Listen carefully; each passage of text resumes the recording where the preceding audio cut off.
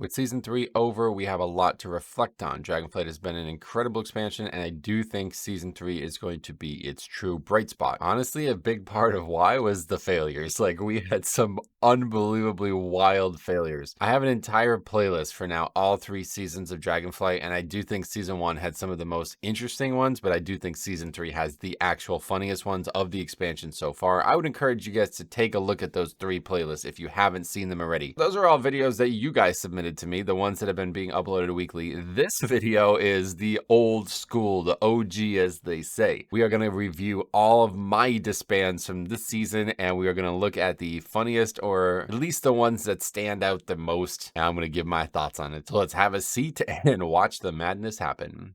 Here is the famous spreadsheet. This will be linked down below if you guys want to take a look at it. I have all the seasons I've ever documented now. Season 1 of Shadowlands through Season 4 of Shadowlands, and then Dragonflight 1, 2, and 3, and 4 will be on here as well. But they're all there, and I have obligatory time now to talk about why a disband is different than a depleted key. A lot of people don't seem to understand the actual difference. It gets brought up a lot, and people say, like, why are you trying to boil down an entire dungeon worth of failure into one sentence? Because that is the sentence that represents what actually caused the disband, not the failure. You can fail a key. You can be 3 hours over the timer, but you could still finish the key. The way I do the stats are, if the key finishes, if you can loot a box at the end of the dungeon, you have finished the dungeon, regardless of if it's in time or not, and that is separate from actually disbanding a key. I'm very passionate about this topic because I do feel like disbanding is the death of progression. We've talked a lot about this too over the many months and years now, but I do think that if everybody just looked at their actual stats on how many times they disband versus how many times they succeed, it would probably become very obvious that disbands are getting worse and worse and worse. You could say whatever you want to say about the group failing and the potential issues that might be coming up from like any individuals in that group, but reality is if you're not at least trying to finish the key, you are just simply giving up and you are just making yourself and your group worse. This is a big problem at the highest end, but it's really despicable to see how many times it happens at the lower end where people are simply doing their keys for either credit on their vault or they are genuinely learning and they're trying their best and they're just way behind the curve. So that's what this is for. I would encourage anybody to do something similar to this. I also have my spreadsheet with all the stats on it and stuff like that. That'll be published and updated for Season 4 in the coming days. But for now, we're going to take a look at the disbands. And I do want to tell you, I've already gone through a bunch of these and marked the ones that I think are the most notable. These are the ones that are going to be featured in this video because I remember these very well, very distinctly. First one on the chronological list here is this one. I think this is a really good one because this one, like just reading it and then checking the video is what makes me laugh at this so bad. As you can see, this was week 1 of the season, but the guy's like talking about being slow. And then you look over at what key it actually is. You go to the video and you see it is a 20 fall. This is almost just like ironic to look back at, even regardless of what actually happens in the key. Fall has been like one of the most lenient timers ever. And it's really strange. Like I really had hoped that this was going to be a recurring trend. I actually made a whole video on this from probably like week 6 or something like that. Basically thanking Blizzard that they made timers way less of a factor, especially as we were progressing up to the higher key levels. It looks a lot better from a pug's perspective as well. You can have a full wipe and still upgrade keys. There's no need to give up so quickly, and I do think that psychologically helps players calm down and stop worrying about disbands as much and start focusing on ways they can just improve from wherever a mistake happens onward. But yeah, irony. It's doubly ironic because then you see who is actually talking about being slow. We have an augmentation evoker, and that is another funny recurring theme of the season. So the boss is gonna die about like 9 minutes into the dungeon. Not ideal. It's not great, obviously, but watch how the ending happens here. That guy gets leapt on, and then we have nobody soaking the actual thing, so 4 people are gonna die. But the boss like literally dies as that happens, so it doesn't even really matter. And the Augvoker says we are 3 minutes slow out of here already. And the rogue actually says something like super important. He says it's 470 loot still. Like, yeah, bro, this is week 1. We need the loot. But so yeah, this pack is dangerous. We still wipe into this nowadays. This trash in here is actually really dangerous, and I actually die, and then these guys start like running their mouths. The shaman says, nah, like, bro,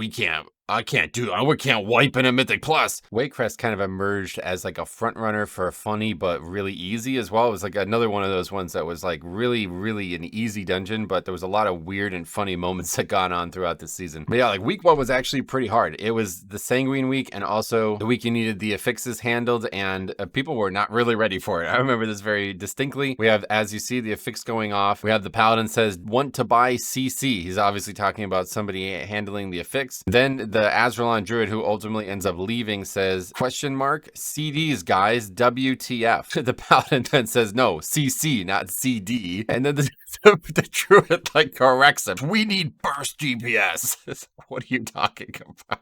We're messing up our interrupts. I accidentally interrupt nothing, and then the 2 casts go off and just destroy that druid. So this dude's tilted right now as well, I'm sure. Yeah, then there's like 5 deaths to just, maybe more, like 10 deaths to just not interrupting these spells, and then the balanced druid dies again. But yeah, I did warn you about Strange Waycrest, and I showed you that so I can show you this. This is probably the strangest disband I've ever seen. Downstairs with 18 minutes. I mean, this is again a 22, but yeah, early in the week, early in the season. From what you could tell, everything's going very, very well here. Keep an eye on that Mistweaver's health. He is going to die what looks like to Spiteful, but a couple mechanics are going out as well. So we just had like 2 deaths to that pack, and now I see Matron Alma coming up. This is a fortified week, which, you know, I think this is a pretty good idea here, even though it's slow to just fight Matron Alma alone. Fighting the 1 mob, and the monk healer then comments on it. He says, this is so slow. Why only 1 mob? I actually type it. I say, you don't feel like that mob is dangerous? The guy says, no. Okay, fair enough. So this is just pugging in a nutshell right here. He says, we can +2. Let's go. It's like,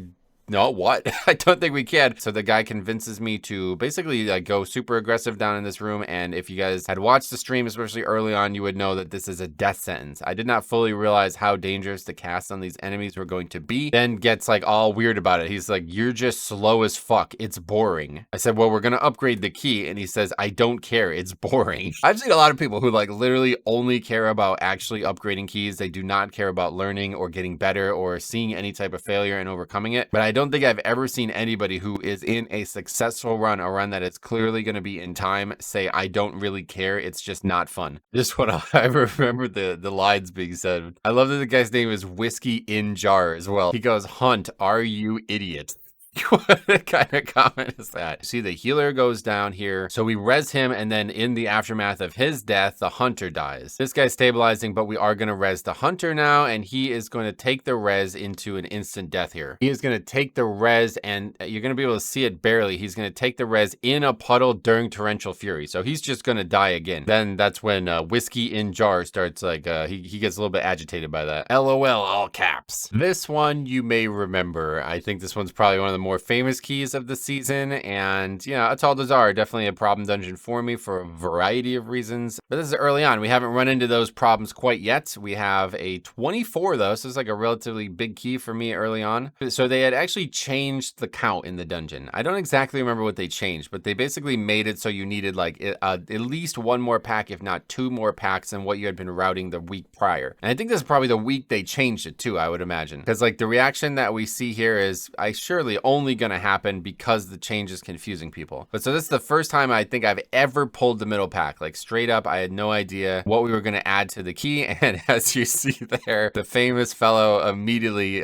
got some issues with it. Let's put it that way. It was a mess, honestly. And I think people have gotten more accustomed to fighting it. I pull this every single time I do the dungeon now, like straight up, no matter what affixes it is. And it's never really been an issue after this key. If you don't remember this guy then goes on to just like have a protracted flame war. Like he whispers me for like an hour. He then comes in the stream and continues to like argue with me there. We ultimately get the guy in Discord, which I used to refer to as is the pain bow method. I met this dude back in Legion, and basically whenever anybody would get in some kind of argument with him, which was probably very frequently, instead of trying to hash it out in text, he would just say, get in Discord. I won't talk to you unless you get in Discord. And he basically did that to me when I was trying to have a conversation with him about something that was going on in Legion. So I hopped in Discord, you know, I'm all game for that. And it honestly like changed my whole perspective on internet arguments, because what you see here, what is going on in the chat, it's like totally not gonna happen in real life. If you just get in Discord where people can't constantly just type out one line things to each other, it just stops being that way. Like it completely de-escalates instantly, and you start having an actual conversation about whatever the real problem is in your eyes. And that's really, really funny, because this dude was super hot, and then he comes in Discord and doesn't say like a single negative thing. He just basically comes in and starts starts brainstorming ways to change the route. But here we are, my favorite, my Asma. This is definitely the fight that we had the most fights over, the most trouble over. This guy, 7 Moons Azralan, he is the subject of our conversation. He goes, I tilted, man. Fuck Demon Hunter. We are gonna wipe here, and then on the way back, this guy hits us with one of the funnier lines of the season. He says, man, never invite Azralan. That's Azralan player saying that, by the way. He's flaming the Demon Hunter. He goes, I will leave this server. This is such a funny thing, dude. I love seeing like the Azralan on Azralan hate. Throne is one that we had a lot of issues with. Then we had a lot of this too, I feel like. So you see that Blood Dracul guy. He gets the healing thing and then he just dies. He just leaves the party. Thanks for stopping by. We'll see you in the next one. The guy says, I'm not wasting my time when he can't even do a simple heal off the debuff. You can actually see this happen in real time. See him? He's down here kind of under the weak ores. Pay attention to what actually happens here. 3, 2, 1. Water bolt cast goes off, smacks him in the face. He dies to the water bolt. So he does have the debuff as well, but ultimately it's the casts that kill him. And as you see, we got multiple interrupts up. That's really just the theme of the season. Really. Like that one interaction, really, that's kind of encapsulating everything we've seen from Mythic Plus disbanding this season. Just like looking at what I wrote, sometimes it's funny too. This says, Holy Beam Storm Rage dies 10 times before second boss. Nocturne Ale from Ragnarok says, sorry, this is not Hauken after wipe. Like, what? This one I remember really well because this really forced us to rethink Everbloom. Like this, like I said, the dungeon was really destroying us. Started trying to like find new routes through the area. And this guy really, I remember he like really put me in a headspin for a while. So this is a bolstering fort week. And this is the week that like totally changed my whole approach to tanking overall though. Because I was getting just lit up in this dungeon. And this guy's basically wanting me to get like even more aggressive, change the way I'm doing the dungeon in the dungeon. He says, are you pulling flowers with boss? I said, nope. Now we had like a full conversation about this like weeks and weeks later. It's actually really funny because it all started here. But I like the idea. I like pulling the flowers with the boss. It's just dangerous, man. And there's times when I could easily die, especially if people are not helping me out with freedom. The guy says, yeah, sad, small pulls. This was like before I fully realized like how dangerous this actual area of the dungeon was. These guys are brutal and yeah, not a great decision for me trying to combine these two packs, but it's really frustrating. Like I tell you, this is the worst part about tanking. When you think you're trying to make a play and make up a compensation for some criticism that happened earlier, like the guy's literally telling me to pull more aggressively and then I do it and we get our ass kicked, and then now he's criticizing me doing that, which is basically a response to what he said earlier. He says, are you, I'm not gonna even read that out, but he says, answer me. Like, oh my god, man. Yeah, this is pretty much like the hardest week ever though. Bolstering fortified in here with the flowers and no actual person helping me get the flowers off. It was brutal. I said, this is really hard for me. He says, so is breathing probably. This was before I actually had the cheat death trinket too, man. It's pretty brutal. I remember looking back at some of this stuff and thinking like, I don't know how I will ever live this. I think it was also probably before I knew that like you could steadily freedom off the debuff from the flowers, because those packs, like everything together with bolstering was just absolute nightmare level. This hallway is another one that like really is just all in the tank. It feels like there's these 2 casters, but everything else is just going to be on whether or not I can live it with the sentinels. It became really difficult, and honestly, it's another whole source of difficulty for me. But as we see, we're actually going to end up wiping to the affix here. The guy says, are you going to control undead the affix? I said, I can't really do it. I just have it as backup just in case. The guy says, yikes. And yeah, if you remember this goes on forever. Like this was like a 30-minute conversation. The guy was still whispering me after we're done with the key and into the next one. He also says, please face the mobs away. I died 2 times to it now. I spent like 15 minutes looking at this footage. Like there's no frontals on this pack. I still have no idea what this guy's talking about. I said, which mob has a cleave? He goes, bro, you moved, so it was facing us. So which mob are you talking about? He says, the sentinels do a tank crush that can hit us. I'm actually like in the key trying to figure it out too. I was like, no, I just tested it. It can't hit other players. He goes, lol, okay, just control undead and tank like you should. But there are so many, dude. We could do like a 4-hour video on some of this stuff. Is actually crazy. We'll skip to the funniest stuff at the end of the season, dude. The end of the season stuff is absolutely wild. I love it when I click it and it's a 3-minute recording though, dude. Like that, you know something's seriously wrong. This is just like a couple days ago. Like I think it was only like 2 weeks ago. This is 2 minutes into the dungeon. We're fighting the pack with the guy who like silences the person, drags him in. Somebody needs to interrupt that. 2 people with their interrupts have it up and they just don't go in and get him. So he just doesn't care. He just leaves. There's 2 deaths. Like we're 2 minutes into the dungeon. You don't really know anything about what's going to happen yet. He decides like, all right, if they're not going to break me out of that, it's just not worth my time. This one is actually probably one of my favorite keys all season too. Like Atal Dazar was an absolute gem. It was one of the funniest keys for low keys. It was just so hilarious because of how many weird mistakes you can make. And this is what is going to be the funniest one, honestly, but you never really got to see it because Obviously, like good groups are going to handle this no problem, but full call actually does have multiple things that you could be really surprised by. So the boss is officially pulled with 19 minutes and 34 seconds. And you can see here he is going to die with 10 minutes and 38 seconds. We don't wipe. There's only 4 deaths. Like, this is not a wipe. This takes us 4 tries to get the totems down. This is the 26 too, by the way. Look at these totems are not even close to dying at the right times. I love that, like, the people who just like give up in the middle of the fight. Like, we're 4 minutes deep. Look at it. It's 3 minutes 53 seconds deep in this fight already. We have failed it twice already, and the guy's like, GG. Instead of trying to like fix the issue, you know what I mean? Like,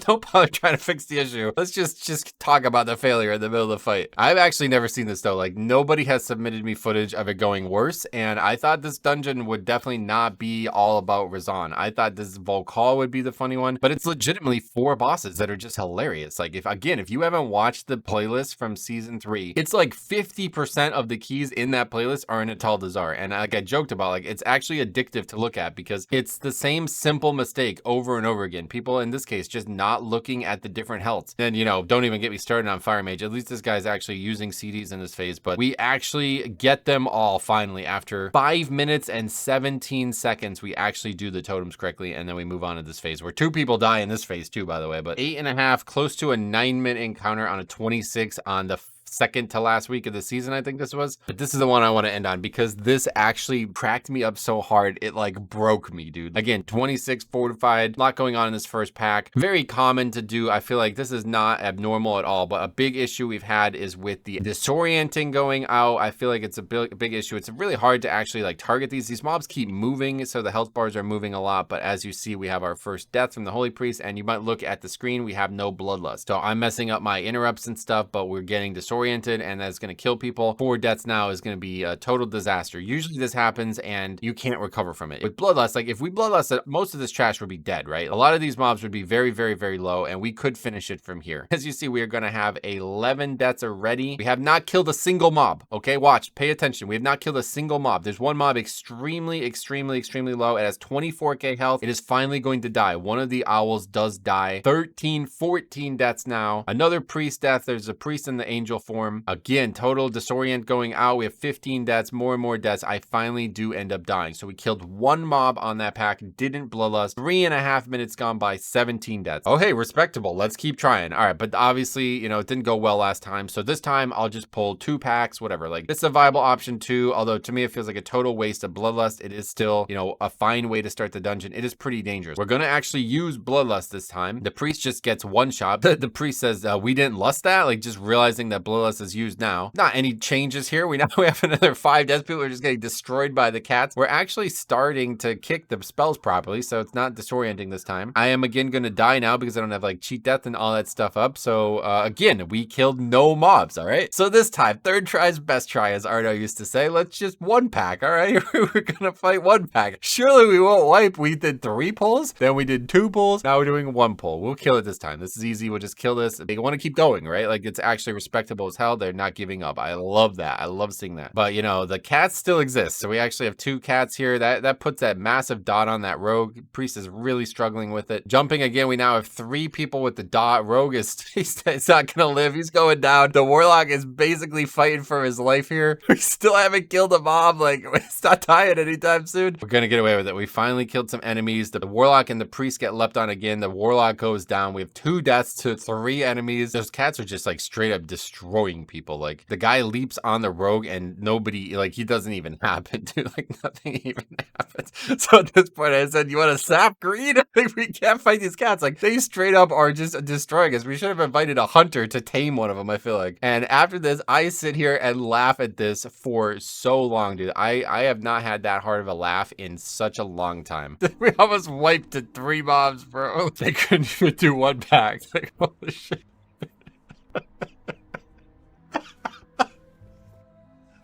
Oh man, this game is funny. That was a really funny key because I pulled the whole thing. Full wipe, nobody lost. We just full wipe. So we come back, I'm like, all right, we won't pull the bear this time. Just pull the 2 packs because we know like that's way, way easier. So we just pulled the 2 packs. We finally bloodlust. We wiped to that too. They couldn't survive even just the 2 packs. with Bloodlust. Then I was like, all right, we'll just pull the one pack. So we pulled just the 3 mobs, and like 4 people still died. Oh man, it's just so funny to type it out because like I love that these fucking guys like I think it might be dead, bro. We can't kill the trash. Like we might not be able to finish this key let alone upgrade. Straight up, like these might need CC, dude. We might need to sap. I went back and forth on how I wanted to end this video. Usually we do end it with some singing. This obviously was the fight that Baby gave us the most problems. We have talked about this to death, so I'm good on talking about it a 5th time, but there's one obvious song for it. Unfortunately, it's a song I'm not very good at singing. It's a very hard song to sing, but we are going to give it a little bit of an effort at least, even if I cannot sing the entire song. The piercing radiant moon, the storming of poor June, all the life running through her hair, approaching guiding light, our shallow years in fright. Dreams are made winding through my hair before you know I will be waiting for it. Wow, now, now, now, now, now, now, now, now. Meow, now, now, now, now, now, now, now, now. Your lives are open wide. The beach ship gives them sight of all the life running through her hair. The spiders all in tune. The evening of the moon. Dreams are made winding through my hair before you know I will be waiting for it.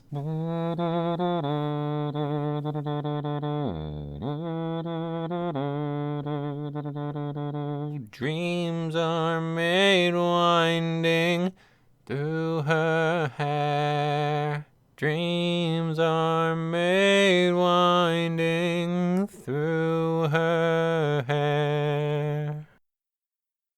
GG's indeed. Thank you for an amazing season. It was honestly the season that I felt most connected to the community. There was so many funny moments, so many amazing submissions. I'm so thankful. Thank you guys for being such a big part of this journey for me. We will see you guys in season 4. Please, if you run into any crazy funny moments early on, let me know because they're going to be out there. Otherwise, stay tuned. If you looked at season 4 of Shadowlands, you will know that this season is going to be wild regardless. Thank you for watching. Thank you for supporting this channel. We will see you guys in the next video.